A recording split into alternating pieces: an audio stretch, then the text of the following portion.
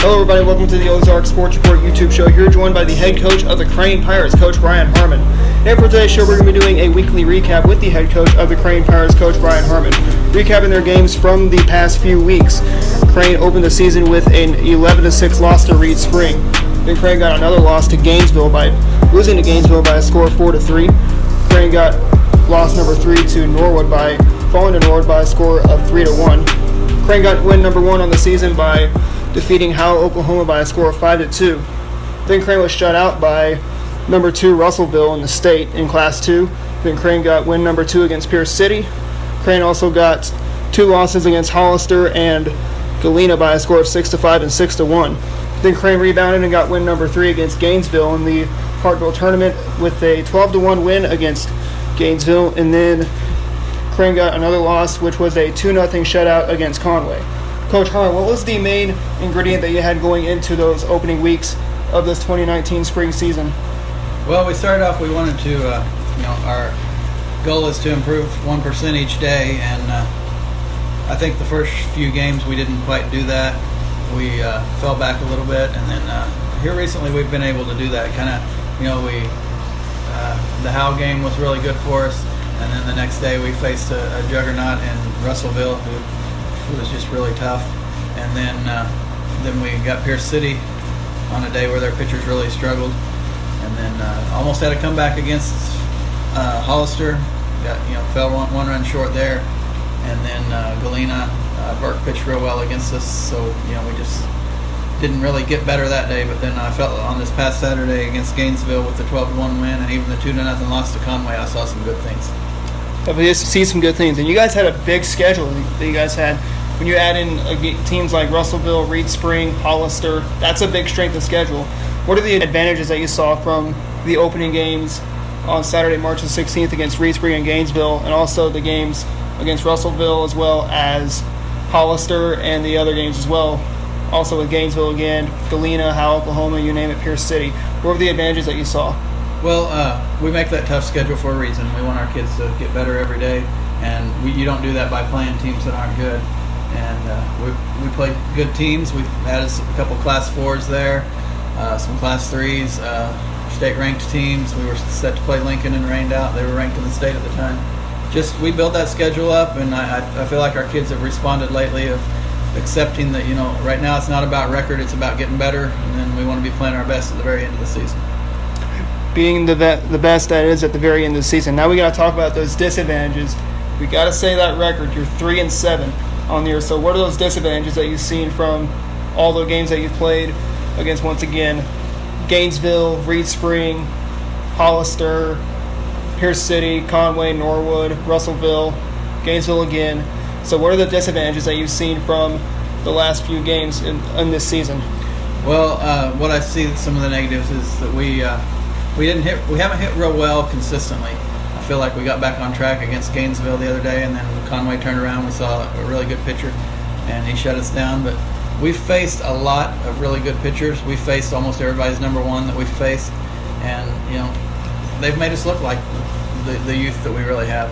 And then our pitching has done well. Our defense needs to step it up. We've been averaging a little over 3 errors a game, and you're not going to win a lot of games when you're making 3 errors a game. Can't win a lot of those games when you're making 3 errors in a game.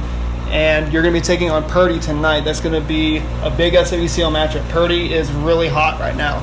What are the corrections that you're going to be making in between the last game against Conway until the next game against Purdy? Well, we've been working hard in batting practice on making some adjustments, and we've kind of taken some of the mechanics out of it and just have our kids go up there and swing and kind of try to go up there with a clear head and not be thinking so much, and just let what they know has worked for them in the past work for them. And we got to talk about those players of the week. Even though you guys have had kind of a downside in the year, who would be your players of the week that you think shined out on the baseball diamond here at Crane? I'm not really breaking it up by week, but the 2 games against Gainesville, Isaiah Smith has done really well hitting against both of them.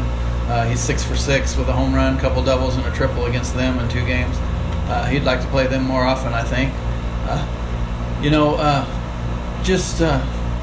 Nick Brennan's pitched well a couple times. I felt like Isaiah also pitched well against Conway, we didn't give him any support and lost that one 2-0.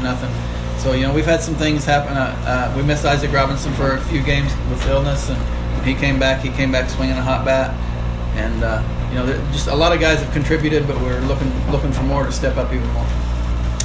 Definitely something to step up a little bit more. And we got some cancellations that we have to talk about. You rained out against Lincoln. You rained out also against Hurley. And last Friday you rained out the Hardville tournament. But you were able to make up the Hardville tournament. But you guys are now in the third place game.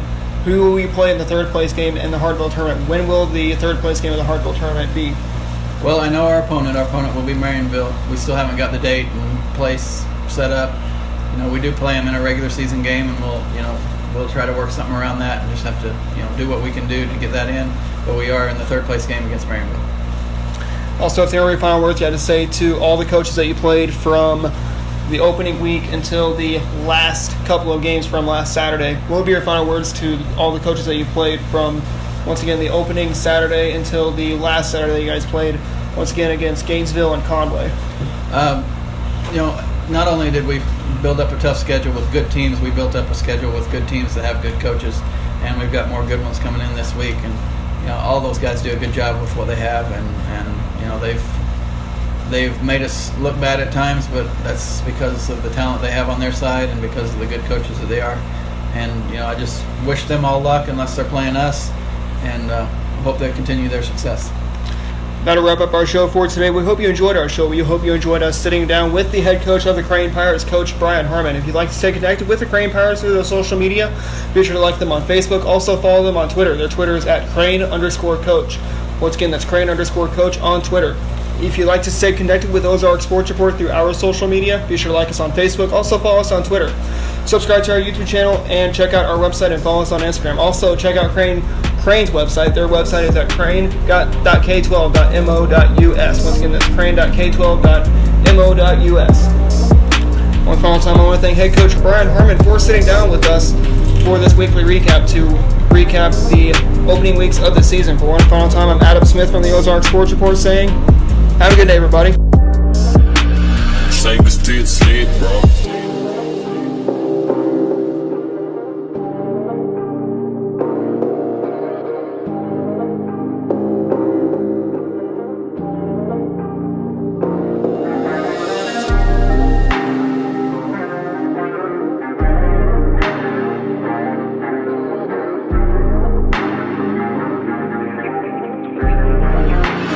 Take us to your sleep, bro.